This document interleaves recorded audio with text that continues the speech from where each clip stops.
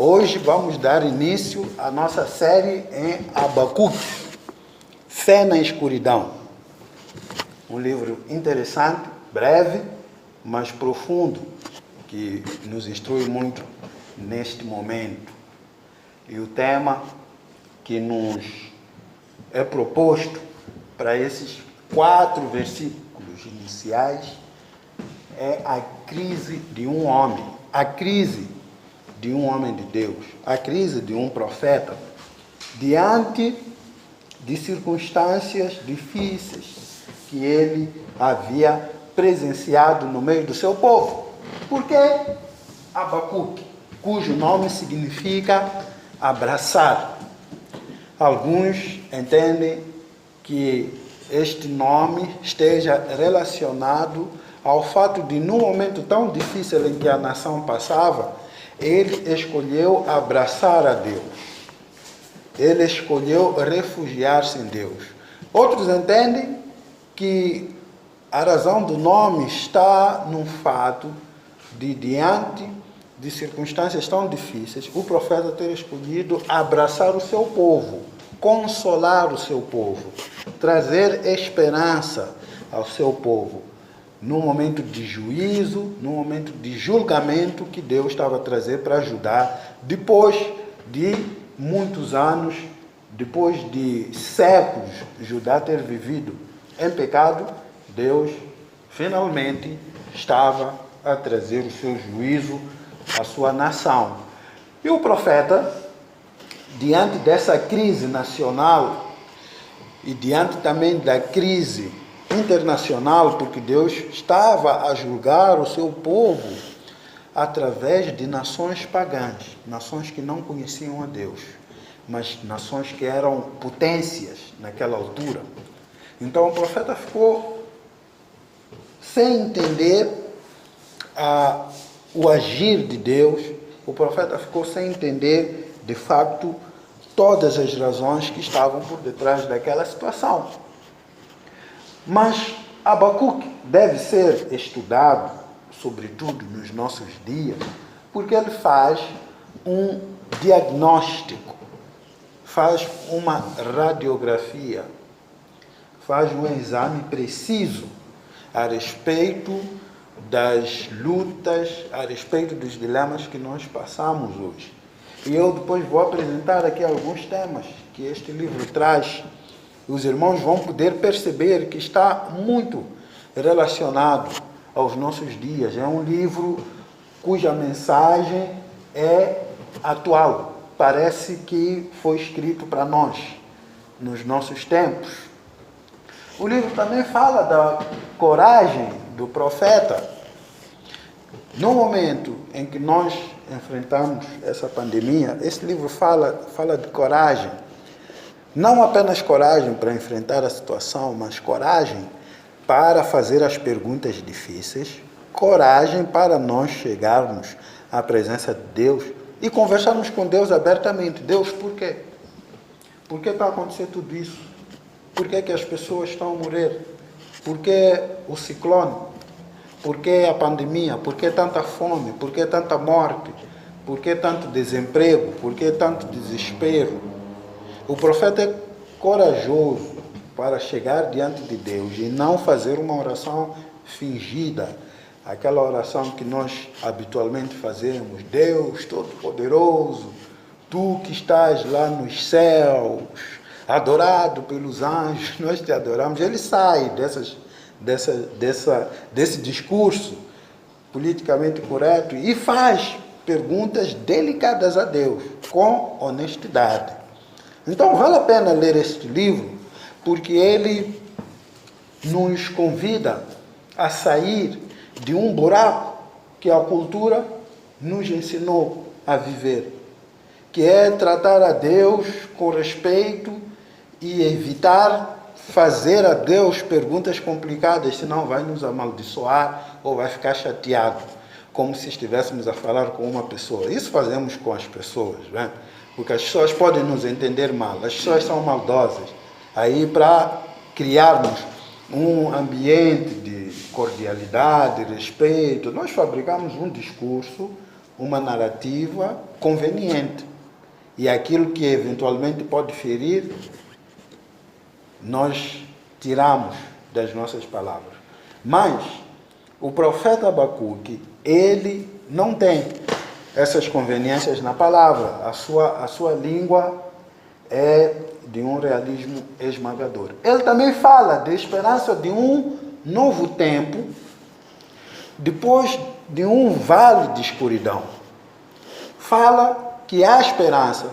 Fala que Deus não está alheio à nossa realidade. Deus nunca está alheio. Deus nunca está à parte. Pode até parecer. E nós até podemos interpretar alguns eventos como sinais claros da ausência de Deus. Mas podemos também, ao fazermos essa análise, nos equivocarmos. Deus, Ele está sempre presente. E Ele quer, de fato, caminhar com o seu povo. Então, há esperança. Há um novo tempo. Podemos contar com a sua presença, podemos contar com a sua graça, podemos contar com o seu socorro. O texto também fala, o texto não, mas o texto nos dá a possibilidade de nós reafirmarmos o nosso compromisso com a exposição da palavra de Deus. Nós temos entendido ao longo dos tempos que a igreja é um lugar que precisa constantemente ser encorajada pela palavra de Deus, pela pregação da palavra de Deus. E nós temos compromisso com a palavra de Deus. E sempre que nos dirigimos a este púlpito, nós nos sentimos honrados em poder concretizar essa percepção, este entendimento. Poderíamos estar aqui com jornais, sei lá, e tantas outras coisas, mas entendemos que não é isso que Deus quer. A relevância dos temas também de Abacuque são muito animadores. Abacuque fala sobre opressão, quando os mais fortes se levantam sobre os mais fracos. Fala de política internacional, fala como as grandes potências, as grandes nações, pelo menos daquela altura, estavam a viver, estavam a se comportar, estavam a viverem as suas vidas. Mostra muito sobre isso. Fala também sobre violência brutal que acontecia nas guerras, fala de decadência moral religiosa, fala de violação dos direitos humanos. Abacuque fala de tudo isso. Todos esses temas, irmãos, nós encontramos em jornais todos os dias. Esses temas encontramos a serem discutidos em tribunais de justiça. Esses temas encontramos nos jornais da praça, nos telejornais, nos Facebooks, enfim, são temas recorrentes. Todos nós conhecemos. E o livro de Abacuque fala sobre esses temas também. A grande questão é, diante desse caos, diante do caos que Abacuque vivia e diante do caos que nós vivemos, também fortemente marcada pela opressão de justos, pela opressão de fracos, pela opressão de pobres, diante dessa política internacional em que os mais poderosos perseguem os mais fracos, diante de tanta violência brutal, agora, sobretudo, no nosso país, o caso de Cabo Delegado, decadência moral, religiosa, violação dos direitos humanos, diante desse caos, o que é que nós temos a dizer? Como é que nós, de fato, entendemos tudo isso? Como é que nós interpretamos a vida? A soberania de Deus. Nós precisamos, diante do caos, perceber que Deus, Ele é soberano. Quando nós entendemos que Deus é soberano, o caos pode ganhar ordem. Aquilo que estava fora do lugar pode novamente voltar ao seu lugar. Porque se Deus é soberano, significa que Ele está a conduzir a história do mundo. Pode parecer que ele esteja ausente, mas ele não está, ele está presente. E que apesar de o homem, pela sua liberdade, escolher ir por um caminho que não é a vontade de Deus, não significa que Deus não esteja a exercer a sua soberania. O que é soberania? Soberania significa que Deus, ele controla todas as coisas e que nada acontece fora da sua vontade. Que tudo que acontece no mundo é porque em algum grau ele permite, visando sempre o seu objetivo último, que é a sua própria glória e a bênção do seu povo. De modo que o apóstolo disse, neste sentido, tudo que está a acontecer vai sempre concorrer, vai sempre colaborar para o bem daqueles, sim, que amam a Deus, mas em última análise, para a própria glória de Deus. Deus é soberano. Quando nós não conseguimos entender o caos, quando nós olhamos para o mundo e não temos todas as respostas que gostaríamos de ter, precisamos encontrar fé na escuridão.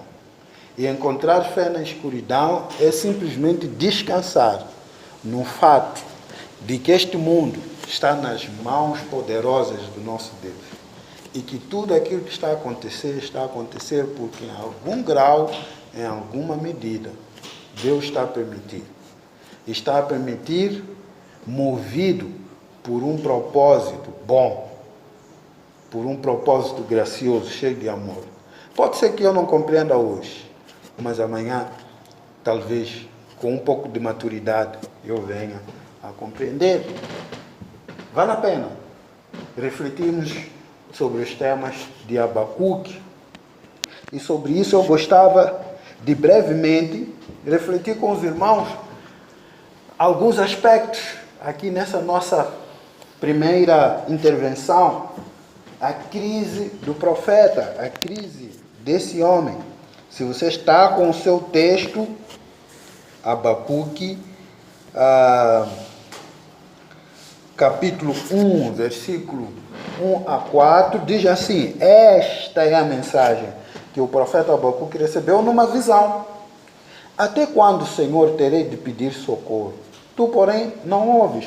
Clamo a violência por toda parte, mas tu não vens salvar. Terei de ver estas maldades para sempre? Por que é preciso assistir a tanta opressão? Para qualquer lugar que olho, vejo destruição e violência. Estou cercado de pessoas que discutem e brigam o tempo todo. A lei está amortecida e não se faz justiça nos tribunais. Os perversos são mais numerosos que os justos, e com isso a justiça é corrompida. Palavras fortes. O profeta está em crise. E veja bem que essa crise vem do drama de receber uma mensagem pesada.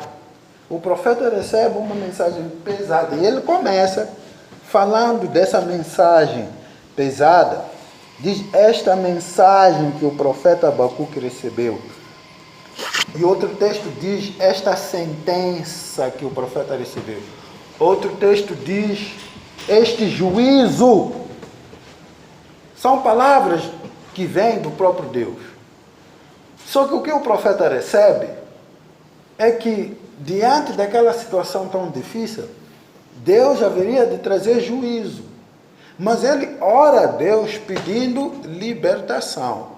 Ele ora a Deus pedindo uma resposta para suavizar aquele ambiente opressivo. Pelo contrário, Deus diz que eu vou trazer juízo, sentença. Eu vou trazer um fardo. E o profeta recebe essa mensagem. O profeta, ele vê o seu povo a sofrer. Ele quer ser uma mensagem de esperança, mas o que ele recebe é um fardo. Essa mensagem de juízo que ele deveria levar ao povo é, para ele, um fardo pesado. Por isso ele diz, até quando, Senhor, terei de pedir socorro? Mas ele precisa entender, e ele entendia muito bem, que o profeta não cria a mensagem. O profeta não escolhe o que vai dizer. Ele transmite da parte de Deus, porque são figuras que pertencem a Deus. E se pertencem a Deus, não precisam ser populares, não precisam buscar elogios de pessoas. Os profetas são aquelas pessoas que não se deixam vender pelo lucro fácil. O profeta, etimologicamente, significa a boca de Deus. Ele não tem compromisso com as pessoas, ele tem compromisso com Deus. E o profeta, o profeta Abacuque, quando recebe esta mensagem numa visão, ele não se vê na opção de trocar a mensagem.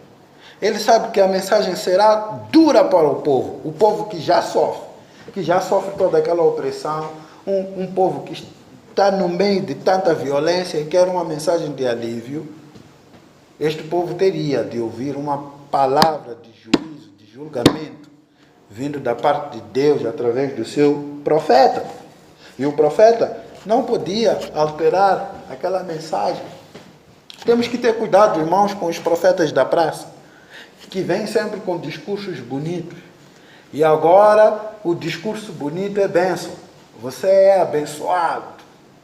Você é uma mulher abençoada. Você é um homem abençoado. Eu declaro isto em nome de Jesus. Se eu estou em Cristo, eu já sou abençoado. A palavra de Deus já diz isso. Não preciso que ninguém me diga isso. Nem um profeta, nem quem quer que seja. Em Cristo, todos nós já fomos abençoados em todas as regiões celestiais. Disse o apóstolo em Efésios capítulo 1, versículo 3. Então eu não preciso me sentir mais abençoado porque alguém veio e me disse isso. E disse isso para ver se arranca da minha parte algum elogio ou alguma oferta. E o mundo e as pessoas estão tão longe da verdade, há tanta ignorância na praça, que tornam-se presas fáceis desses falsos profetas, que não são a boca de Deus, deixaram de ser ou nunca foram, e apenas trazem uma mensagem que possa ser comercializada. Trazem uma fala que vende, um marketing que gera lucro. E o compromisso é com o seu próprio ventre, não com Deus, muito menos com aquelas pessoas. Precisamos tomar cuidado, irmãos, porque isto é o que está na praça e abunda. O profeta não cria a mensagem, ele recebe. E aqui o profeta Abacuque, ele recebe essa mensagem da parte de Deus. Mas tem um outro drama. O drama de não ter suas orações respondidas gera uma crise no profeta. Porque ele olha para o povo, vê toda aquela opressão, vê toda aquela situação escangalhada, vê muito pecado, muita violência. Aqueles que têm pouco tornam-se ainda paupérrimos. Aqueles que são ricos roubam dos que não têm. E quando vão ao tribunal, eles sempre ganham porque corrompem a justiça. Há muita opressão, há muito pecado. E o profeta, ele não suportava aquela situação. E ele olha para o povo, sente pena do povo, mas também não concorda com o que está acontecendo no meio do povo. Ele volta a Deus em oração. Ele diz: até quando, Senhor, terei de pedir socorro? Ele vê as suas orações não respondidas. Até quando, Senhor, terei de pedir socorro? Tu, porém, não ouves. Clamo. Há violência por toda parte, mas tu não vens salvar. Em primeiro lugar, entendemos, a partir do profeta, que a oração deve ser fruto de uma reação à desoladora situação do seu povo. Que a oração, a verdadeira oração, ela nasce dos nossos conflitos. Nasce daquilo que nós percebemos na realidade das nossas vidas, mas também na realidade que nos cerca. De modo que um indivíduo que ora, ou uma pessoa que ora, uma mulher que vive em oração, um homem que vive em oração, é uma pessoa muito atenta, é uma pessoa muito percebida a respeito do que está a acontecer na sua vida e à sua volta. Se você quer encontrar de fato alguém que compreende-se melhor e compreende o que está a acontecer na sua vida, essa pessoa há de ser um homem de oração ou uma mulher de oração. Não tem como. Porque a oração é a nossa resposta. A oração é uma postura que nasce dessa percepção. Você já percebeu que aquele que não entende nada do que está a acontecer, nem na sua vida, nem na vida do outro, ele não sente a necessidade de orar. E não ora de fato. Por que ele não ora? Porque ele ainda não percebeu o que está acontecendo na vida dele e na vida do outro. Quando ele perceber, ele vai sentir-se tão esmagado, ele sentirá tanta necessidade de Deus que a oração será inevitável. Você é uma pessoa assim? Ou você tem uma percepção ignorante a respeito da sua vida e do que está a acontecer à volta? O que você percebe dentro de si e fora de si é profundo, é forte, a ponto de dobrar os seus joelhos em oração. O profeta não encontra nenhuma outra alternativa depois de olhar o caos diante do seu povo, senão voltar a Deus em oração. Em segundo lugar, nós percebemos que a oração de Abacuque foi de grande emergência. No versículo 2, o profeta começa usando a palavra clamar. Eu peço socorro, eu clamo, tu, porém, não ouves. Mas em seguida, ele diz que eu grito, não é? Eu grito. Eu digo, há violência em toda parte, tu não ouves. Parece que há aqui uma sequência, há um processo de intensidade. O profeta vai intensificando o seu desespero para mostrar que aquilo que ele colocava diante de Deus era de extrema urgência. Deus precisava responder logo. Há momentos em que a nossa oração precisa, de fato, ser dessa natureza. Isso não significa que vamos forçar a Deus ou que vamos pressionar a Deus. Pelo contrário, pode ser que ao fazermos essas orações, nós mesmos vamos percebendo a realidade de uma outra forma. A oração não muda a Deus, irmãos. A oração muda a nós mesmos. A oração não muda a Deus, muda a nós mesmos. Na medida que nós vamos orando, nós é que vamos ganhar a sensibilidade. Nós é que vamos dilatar a consciência de ver as coisas de uma outra forma. Esse processo de orar, de ir, de falar a Deus, é também um processo de purificação, em que eu passo a enxergar o mundo com mais clareza. Eu não devo orar no intuito de mudar a Deus. Deus não muda. Pelo contrário, eu devo orar para, através da oração, entender, compreender qual é a vontade de Deus, para exercitar a minha confiança, a minha dependência de Deus, e nisso, descansar. Em terceiro lugar, essa oração de Abacuque, ela encontra o silêncio de Deus, por mais forte, por mais emergente que ela tivesse sido. Ele diz que Deus não respondeu. Deus não respondeu. Deus não disse absolutamente nada. Nada.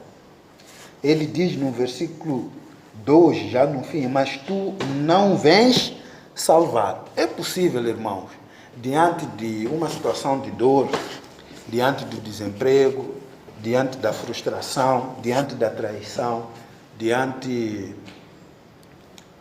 de um conflito, nós orarmos a Deus, pedirmos a Deus ajuda e não recebermos essa ajuda.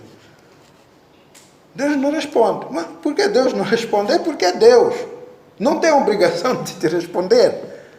Não tem mínima obrigação de te responder. É Deus. É soberano. Quem é soberano faz o que quer, quando quer e como quer. Há de prestar contas a quem? Se é soberano. Há momentos que Deus simplesmente não responde. Jó foi diante de Deus e reclamou porque o diabo levou aquilo. Deus não disse uma palavra sequer. Jesus, Pai, eu estou aqui a passar mal, e esperou a resposta de Deus, e a resposta de Deus foi um silêncio. Precisamos aceitar muitas vezes o silêncio de Deus como sendo a resposta de Deus às nossas orações. Isso é normal. Muitas vezes o silêncio de Deus é mais perturbador, às vezes, do que as circunstâncias que nós vivemos. Às vezes é difícil encarar o silêncio de Deus, muito mais do que o sofrimento. Nós queremos muitas vezes uma explicação, uma resposta para a nossa situação. E às vezes, esse silêncio acaba nos perturbando muito mais. Mas isso acontece porque nós construímos nas nossas cabeças um conceito de Deus. Que não, eu vou à igreja todos os domingos. Faço minhas contribuições regulares. Eu busco uma vida de santidade, leio a Bíblia. E eu acho que o dia que eu sofrer, o dia que eu passar por uma situação difícil, Deus é justo, não é? Deus é justo, Deus é bom, Deus é gracioso e Ele vai me livrar. Ele vai me livrar dessa situação difícil porque eu sou um bom filho. Ou seja, nós interpretamos muitas vezes a nossa obediência como algo que trará recompensa. Nós fazemos uma espécie de troca com Deus. É uma barganha diferente, mais sofisticada, mas é. E no fundo, sabe, se eu sou uma pessoa, se eu sou um crente melhor que os outros, então Deus vai me livrar quando eu passar por situações difíceis. E de facto chegam situações difíceis. Chegam a crentes fiéis, devotos a Deus, que não vivem em pecado. Pecam porque ainda carregam a natureza humana pecaminosa, mas se esforçam em viver em santidade a todo momento. Passam por lutas. Eles oram a Deus, clamam a Deus, desesperadamente. E no fundo acreditam que pela forma como eles têm vivido, vão merecer uma atenção especial da parte de Deus. Só que a resposta não chega. O que chega, na verdade, é uma resposta, só que é uma resposta silenciosa, sem uma palavra sequer. Ele construiu uma imagem de Deus, ele construiu um conceito de Deus. E ele torna-se vítima desse próprio conceito de Deus que ele construiu. Ele colocou a Deus numa caixa. Só que a dado momento ele percebe que Deus é maior do que aquela caixa, que Deus está fora daquela caixa. E que ele atua com liberdade porque ele é soberano. Deus é soberano. Deus é soberano. Então, cuidado com isso. Deixe Deus ser Deus. E seja você simplesmente homem, que voltará ao pó, assim como eu. Deixe Deus ser Deus. Muitas vezes o silêncio de Deus é mais perturbador do que as circunstâncias mais ruidosas, mais difíceis. Isto porque nós construímos uma imagem de Deus. Deus precisa me dar isso. Eu sou um pastor fiel, estou aqui na igreja, estou a cuidar do rebanho de Deus. Quando eu passar por dificuldade, Deus vai me livrar. Isso só está aqui comigo. Não estamos a dizer que Deus não cuida de seus filhos, não é nada disso. Espero que não cheguem a essas conclusões, porque não é o que estamos aqui a tentar. Para terminar, esse drama de não ter suas orações respondidas levou também foi o que fez com que a oração de Abacuque visse a demora de Deus, porque ele disse: gritei violência e não salvarás. Parece-nos que o entendimento teológico acerca de Deus e seus caminhos não correspondia à realidade da sua experiência.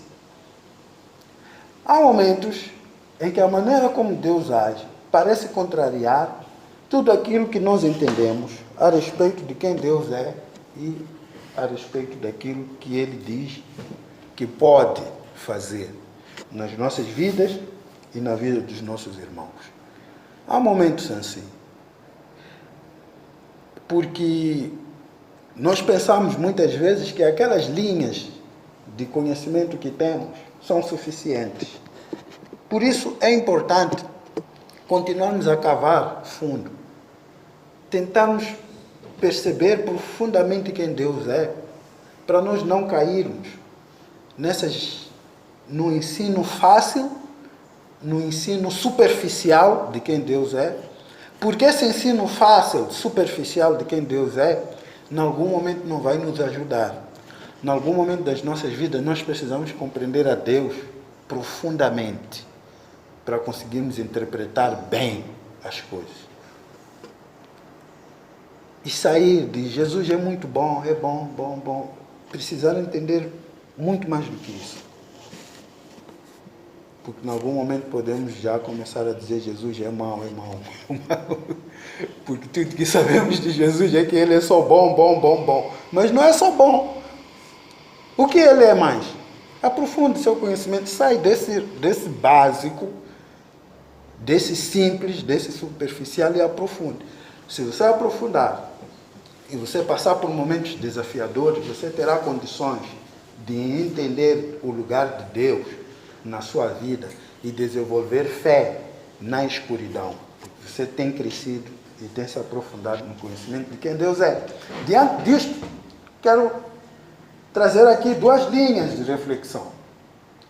Vemos claramente que essa palavra de juízo que vem da parte de Deus significa que os desobedientes colherão um dia seus amargos frutos.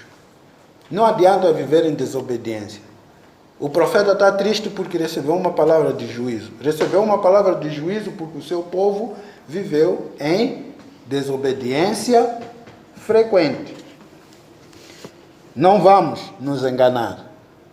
Aquele que vive em pecado pode até conseguir esconder de nós. Eu nem tenho problema com isso, porque até nem é minha responsabilidade descobrir. Mas Deus vai tratar. E ao seu tempo o juízo vai chegar. Vai chegar. Então não adianta os esquemas. Em segundo lugar, a soberania de Deus na história nem sempre é plenamente compreendida, nem pelos homens mais santos. O profeta Abacuque teve dificuldades de compreender isso. Quanto mais eu? Quanto mais você? Nem sempre é fácil. Nem sempre é fácil entendermos como é que Deus entra na história toda. Por que eu? Por que meu irmão? Por que meus vizinhos? Por que meu país? Por que minha cidade? Por que minha igreja? Por que meu filho? Por que minha esposa? Nem sempre é fácil compreender isto. Porque, em algum momento, a soberania de Deus pode nos parecer difícil de captar.